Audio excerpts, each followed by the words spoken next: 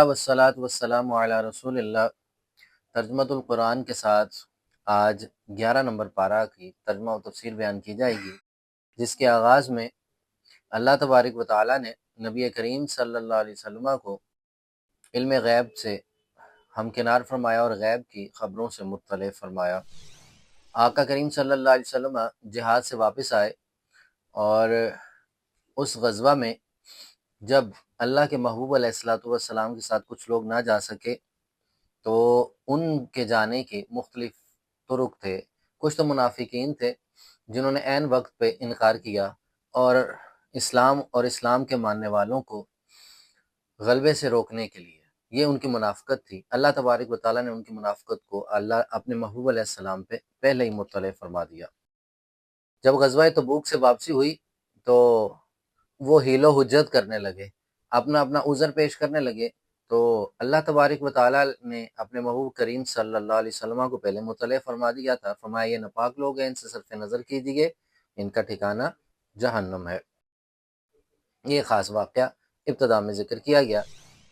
100 number آیت میں آقا کریم صلی اللہ علیہ وسلم کے جانثاروں کا تذکرہ بڑے خوبصورت انداز میں کیا گیا۔ صحابہ اکرام میں جو مہاجرین مکہ سے ہجرت کر کے آئے وہ انصار مدینہ اور مدینہ کے رہنے والے، ان دونوں کی شان کو بیان فرمایا گیا ہے، اور رب تعالی ارشاد فرما رہا ہے کچھ یوں کہ والسابقون الاولون من المہاجرین والانصار، یہ جو ایمان لانے میں سب سے پہلے تھے مہاجرین اور انصار، اللہ نے ان کو جو شان عطا فرمائی، رب تعالیٰ فرما رہا ہے رضی اللہ عنہم ورضوا عنہ، اللہ ان سے راضی ہے، وہ رب سے راضی ہو گئے، اور انہیں دائمی ہمیشہ کی جنت کی بشارت بھی دی جا رہی ہے۔ اور اس آیت مقدسہ میں اس مضمون کو بیان کرنے کے بعد اگلی آیت میں فرمایا کہ خذ من اموالہم صدقۃ تطہرہم وتزکیہم بہا، اے حبیب کریم اپنے جانثاروں سے زکوٰۃ وصول کیجیے اور غرباء مساکین میں تقسیم کیجیے، اور اس مال کو لے کے ان کا تزکیہ باطن کیجیے۔ اب دیکھیے اس کے اندر بڑا راز ہے کہ حلال کمانے کا درس میرے آقا نے ارشاد فرمایا، کمانے کے بعد پھر اس کی زکوٰۃ اللہ کا حق ادا کرنا ہے، اس کا بھی تذکرہ فرمایا، اور فرمایا یہ جا رہا ہے کہ جب بندہ کوئی زکوٰۃ ادا کرتا ہے اس کا مال بھی پاک ہوتا ہے، اس کا باطن بھی پاک ہو جاتا ہے۔ مال زکوٰۃ ادا کرنے سے ظاہر و باطن اس کا پاک ہو رہا ہے، مال میں برکت اور وسعت بھی آئے گی، اور ساتھ ہی ساتھ اس کا باطن قلب بھی پاک ہوگا، تزکیہ نفس بھی ہو جائے گا۔ آگے مسجد درار کا ذکر ہے 107 نمبر آیت میں۔ یہ ایک بڑا معروف واقعہ ہے۔ منافقین نے ایک مسجد بنا رکھی تھی اور اس کو مسجد کا نام دینا چاہتے تھے۔ غزوہ تبوک سے واپسی پہ انہوں نے اہتمام کیا کہ آقا کریم صلی اللہ علیہ وسلم کا بہت اچھا استقبال کریں گے اور آپ سے اس مسجد کا افتتاح کروائیں گے۔ اللہ تبارک و تعالیٰ نے اپنے محبوب علیہ السلام پہ یہ ہر چیز کو ظاہر فرما دیا اور فرمایا اس مسجد میں نہیں جانا، یہ فساد کی جگہ ہے، جبکہ انہوں نے اس کو مسجد بنا رکھا تھا۔ یہ فتنوں کی جگہ، یہاں پلاننگ ہوتی ہے مسلمانوں کے خلاف، اگرچہ اس جگہ کا نام مسجد بھی ہو تو اللہ کو وہ پسند نہیں، جہاں اسلام والوں کے خلاف، مومنین کے خلاف موجودہ دور میں یہ جو دہشت گردی ہے، یہ جو خوارج ہیں، انہوں نے بھی نام مسجد و مدرسہ کا دیا ہوتا ہے، لیکن اسلام کے ماننے والوں کے خلاف یہ خود کش حملے کروائے جاتے ہیں۔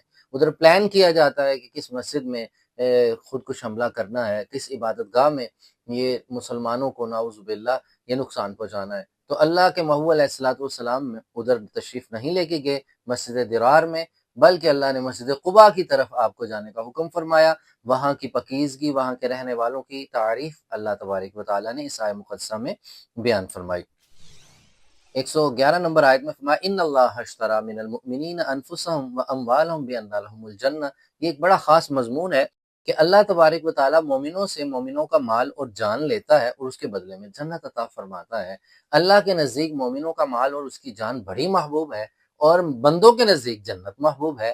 اللہ بندوں کو بندوں کی محبوب چیز دے رہا ہے، اور رب کو جو چیز پسند ہے وہ بندوں سے لی جا رہی ہے۔ تو اس کا معنی یہ ہے کہ ہم وقت اللہ اس کے رسول کی یاد میں گم رہنا چاہیے، صراط مستقیم پہ چلتے رہنا چاہیے۔ جب ہم صراط مستقیم پہ چلتے رہیں گے تو اللہ دائمی جنت عطا فرمائے گا، جو سکون کی جگہ ہے، جو اللہ کے انوار و تجلیات، اللہ کی محبت، اللہ کے دیدار کی جگہ ہے۔ ساری زندگی اللہ کے ولی جس یاد اور جس ذات کے لیے تڑپتے ہیں، جس دیدار کے لیے تڑپتے رہتے ہیں، ان قریب اللہ انہیں اپنا دیدار بھی عطا فرمائیں گے۔ ان میں आयत में ये तज़किरा फरमाया गया।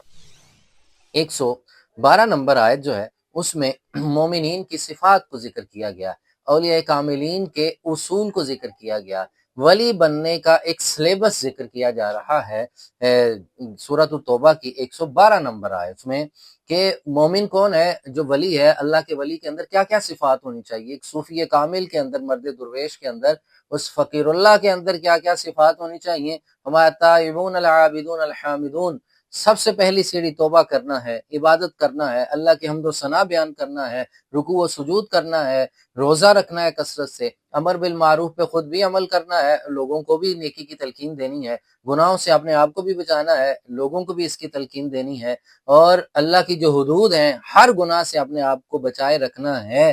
और जब बंदा इस पे पहुंच जाता है, वबश्शिरिल मुमिनीन, फिर अल्लाह की जनाब से बशारतें आती हैं। वो बशारतें क्या हैं? अल्लाह के अनवार व तजल्लियात हैं, अल्लाह की करम नवाजियाँ हैं, अल्लाह रसूल की मोहब्बत है, और आखिरत में जन्नत नसीब होगी। 112 नंबर आयत में इस मजमून को बड़ी ही खूबसूरत अंदाज में बयान किया गया।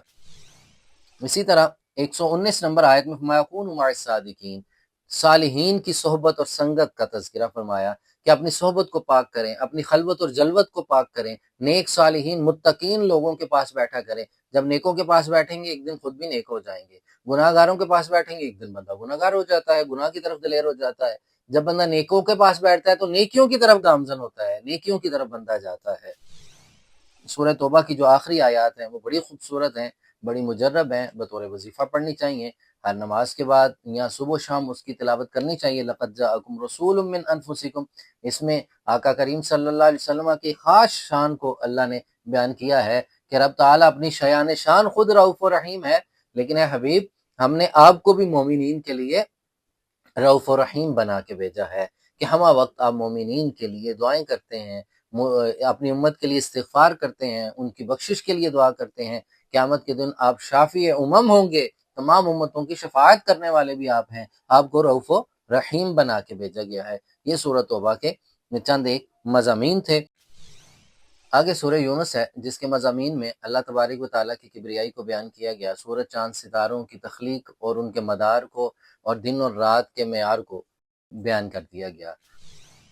फरमाया कुल बिफ़ज़लिल्लाहि व बिरहमतिही फ़बिज़ालिका फ़लयफ़रहू, ए हबीब फरमा दीजिए कि अल्लाह तबारक व तआला की जनाब से जब कोई नेमत मुयस्सर आ जाए, करम नवाजी हो जाए, तो खूब खुशियाँ मनाएं। खुशी का इजहार क्या है? वो अल्लाह की बारगाह में शुक्राना अदा करना है, सजदा शुक्र अदा करना है, नवाफिल अदा करना है, कसरत से सदका व खैरात करना है। वो खुशी किसी भी एतबार से हो, दुनियावी हो, उखरवी हो। ज़ाहिर के लोगों को जो ज़ाहिर की खुशी मिलती है, जिस्मानी लोगों को जिस्मानी खुशी मिलती है, जो नेमत मिलती है उस पर खुशी का इजहार किया जाए, सदका व खैरात किया जाए। अहले बातिन को जो बातनी करम नवाजियाँ मिलती हैं, वो अपने ज़िक्र, अपने अज़कार, इबादात में और कसरत करते हैं, ये अल्लाह का शुक्राना अदा करते हैं। अगली आयत इसी के मौजू के मुताबिक है। फरमाया कि अल्लाह के वली वो हैं, अला इन्ना औलिया अल्लाहि ला खौफुन अलैहिम वला हुम यहज़नून। अल्लाह तबारक व तआला ने अपने वलियों की शान को बयान किया, उन्हें कोई खौफ और गम नहीं है। दुनिया में उन्होंने बुराई नहीं की तो दुनिया का खौफ व गम भी नहीं है, और आखिरत के लिए जो है अल्लाह ने उनको बशारतें अता फरमाई, आखिरत का भी खौफ व गम नहीं, इसलिए कि वो दुनिया में जिनसे मोहब्बत करते रहें अल्लाह उसके रसूल के साथ, और क़यामत में भी अल्लाह उसके रसूल के क़ुर्बे ख़ास में होंगे। आगे चल के जनाब नूह अलैहिस्सलाम का तज़किरा पाक आता है, तफ़सीलन इस वाक़ये को बयान किया गया है। नूह अलैहिस्सलाम कई सौ साल तक अपनी उम्मत को तबलीग करते रहे। जब वो नमाज ना आए, कश्ती का हुक्म दे दिया जाता है, कश्ती में सवार होते हैं और फिर इनको जिला दे दी जाती है, बाकी को तबाह बर्बाद हो जाती है। मूसा अलैहिस्सलाम का तज़किरा और हारून अलैहिस्सलाम का तज़किरा अगली आयत में है, जो पिछले पारों में भी गुजर गया, और इसमें भी कहा गया। मूसा अलैहिस्सलाम के मोजज़ात को देख के फ़िरौन और उसके मानने वालों ने क्या कहा कि ये तो जादू है, लेकिन अल्लाह तबारक व तआला ने अपने नबियों की शानों को उजागर और ज़ाहिर करना होता है, लेकिन वो तबाह बर्बाद हो जाते हैं।